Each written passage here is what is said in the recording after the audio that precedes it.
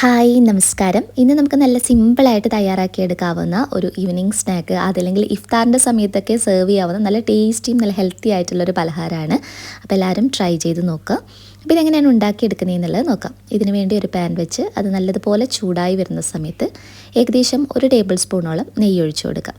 നെയ്യ് നന്നായിട്ട് ചൂടായി വരുമ്പോൾ നമ്മൾ പഴംപൊരിക്കൊക്കെ മുറിച്ചെടുക്കുന്നത് അതിനേക്കാളും കുറച്ചുകൂടി കനം കുറഞ്ഞിട്ടാണ് കേട്ടോ ഇതിന് വേണ്ടി മുറിച്ചെടുക്കുന്നത്.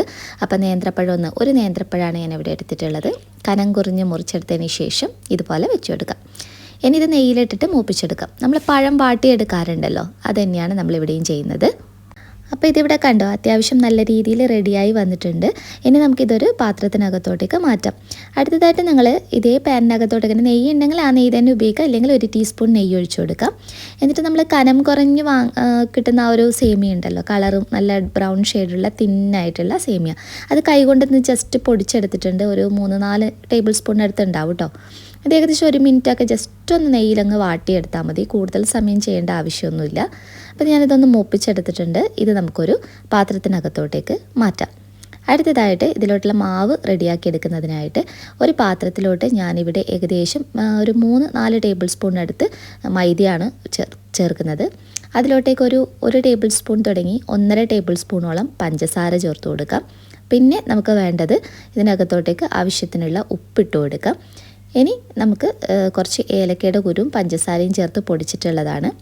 അതുപോലെ തന്നെ ഒരു മുട്ട പൊട്ടിച്ചൊഴിക്കാം. പിന്നെ നമുക്ക് ഇതിനകത്തോട്ടേക്ക് പാലൊഴിച്ചു കൊടുക്കാം. പാലിൻ്റെ അളവ് എന്ന് പറയുന്നത് ഏകദേശം 1/2 കപ്പ് പാലാണ് നമ്മൾ ഇതിലോട്ടേക്ക് ഒഴിച്ചു കൊടുക്കുന്നത്. പിന്നീട് നമ്മൾ ഈ ബാറ്റർ നല്ല കട്ടിയായിട്ട് തോന്നുവാണെങ്കിൽ ആ സമയത്ത് കുറച്ച് വെള്ളം ഒഴിച്ചിട്ട് മിക്സ് ചെയ്ത് കൊടുക്കാം. ഇനി നിങ്ങൾക്ക് പാൽ വേണ്ടാന്നാണെങ്കിൽ വെള്ളം ഒഴിച്ച് ചെയ്യാം, പക്ഷേ ടേസ്റ്റ് പാലൊഴിച്ച് ചെയ്യുമ്പോൾ തന്നെയാണ്. അപ്പോൾ നന്നായിട്ട് മിക്സ് ചെയ്തതിന് ശേഷം ഒരു 2-3 ടേബിൾ സ്പൂൺ വെള്ളം കൂടി ഞാൻ ഒഴിച്ചു കൊടുത്തിട്ടുണ്ട് കേട്ടോ. പഞ്ചസാരയുടെ അളവ് കൂടുതൽ വേണമെന്നുണ്ടെങ്കിൽ നിങ്ങൾക്ക് കൂടുതൽ ഉപയോഗിക്കാം. ഞാനിവിടെ മധുരം ഒട്ടും ഇല്ലാതെ തന്നെയാണ് ചെയ്യുന്നത്. അപ്പോൾ ഒരിത്തിരി നെയ്യ് ഒഴിച്ചു കൊടുത്തതിന് ശേഷം നമ്മുടെ ഒരു തവി മാവ് ഇതുപോലെ ഒഴിച്ചു കൊടുക്കാം. നന്നായിട്ടൊന്ന് ചുറ്റിച്ചു കൊടുക്കാം. അപ്പോൾ തന്നെ നമ്മൾ ഇതിനകത്തോട്ടേക്ക് നമ്മൾ വാട്ടി വെച്ചിരിക്കുന്ന നേന്ത്രപ്പഴത്തിൻ്റെ പീസ് ഓരോന്നായിട്ട് ചേർത്ത് കൊടുക്കാം. ഇതിൻ്റെ മുകൾ ഭാഗത്തായിട്ട് വറുത്ത് വെച്ചിരിക്കുന്ന സേമിയ ഒരു കൈപ്പിടിയോളം ഇട്ട് കൊടുക്കാം. പിന്നെ ഇതിൻ്റെ കൂടെ നമ്മൾ അധികം എക്സ്ട്രാ ചേർത്ത് കൊടുക്കുന്നത് പിന്നെ കുറച്ച് തേങ്ങ ചിരകിയതും അതുപോലെ തന്നെ ഞാൻ കുറച്ച് ബദാം ഒന്ന് പൊടിച്ചെടുത്തിട്ടുള്ളത് കൂടി ഇട്ട് കൊടുക്കുന്നുണ്ട് കേട്ടോ. അപ്പോൾ ഞാൻ മുന്നേ ചെയ്യുന്ന സമയത്ത് ഇതിനകത്ത് ട്യൂട്ടി ഫ്രൂട്ടിയൊക്കെ ഇടും, നമ്മൾ ടിഫിൻ ബോക്സിലൊക്കെ കൊടുത്ത് വിടുന്ന സമയത്ത് കേട്ടോ. അപ്പോൾ ഇനി ജസ്റ്റ് ഇതൊന്ന് ഫോൾഡ് ചെയ്തെടുത്താൽ മതി. പിന്നെ കുറച്ച് ചൂട് പോയതിന് ശേഷം ഒന്ന് കട്ട് ചെയ്തെടുക്കാം.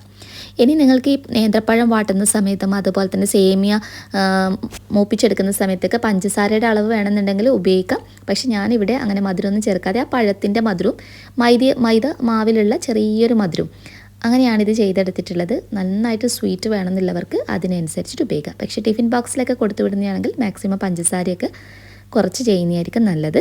അപ്പോൾ നല്ല ടേസ്റ്റാണ്. പഴമൊക്കെ കഴിക്കാത്ത കുട്ടികൾക്ക് ഇങ്ങനെ ഉണ്ടാക്കി കൊടുക്കുമ്പം ഈ സേമിയയുടെ ആ ഒരു ടേസ്റ്റൊക്കെ ആയിട്ട് എന്തായാലും ഇഷ്ടമാവും.